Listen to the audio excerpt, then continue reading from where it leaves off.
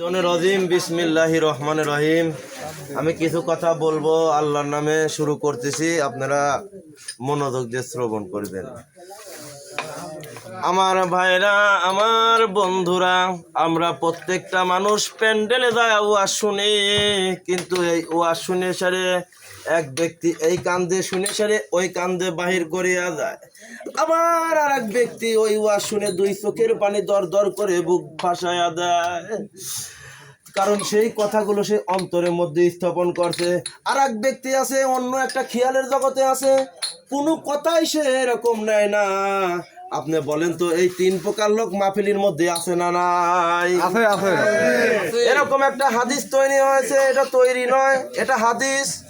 আমার নবীজি কবর স্থানের সাইড দিয়ে যাচ্ছিলেন, তিনটা মাথার খুলি পড়েছিল।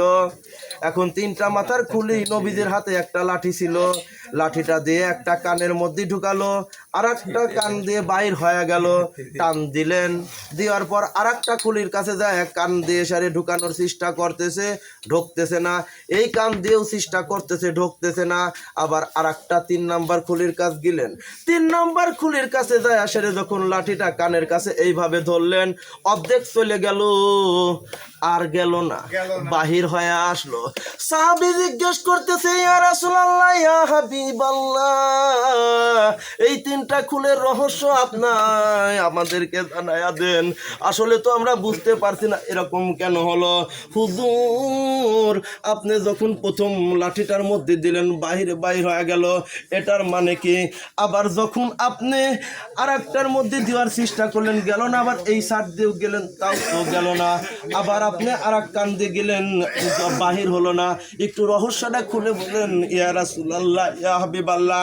আমার নবীজি বলতেছেন, ও সাহাবীরা, তোমরা ভালো করে শোনো, ভালো করে বোঝো, আমি যে প্রথম লাঠিটা যখন প্রবেশ করাইছি, আর এক কান দিয়ে বাহির হয়ে গেছে, দুনিয়ার উপরে ওয়াজ শুনেছে, নসিহত শুনছে, এই কান দিয়ে শুনছে, এই কান দিয়ে বাহির করে দিয়েছে, কোনো আমল করে নাই, এই খুলিটা সাইড করে রাখো।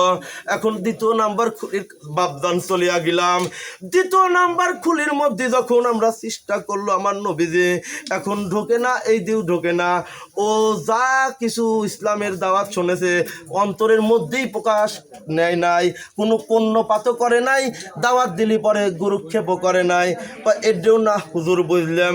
3 নাম্বার খুলির রহস্যটা একটু কান, 3 নাম্বার খুলিটা ওই কানের মধ্যে ঢুকাইলাম, আর এই কান্দে বাইর হলো না, যত ইসলামের কথাগুলো সেই অন্তরের মধ্যে কান দিয়ে ঢুকা, অন্তরের মধ্যে প্রবেশ করিয়া আমল করেছে, এই খুলিটা ভালো সুন্দরভাবে কবর করে সারে এটার তুমি করে দাও, জিয়ারত করিয়া দাও, আর এই খুলিগুলো সাইডে ফালিয়ে রাখলেন। এই জন্য ভাই, আপনারা যা কিছু শুনবেন আমলের নিয়তে শুনবেন, এটারও কিন্তু হিসাব কিয়ামতের দিন হবে। নারে তাকবীর, নারে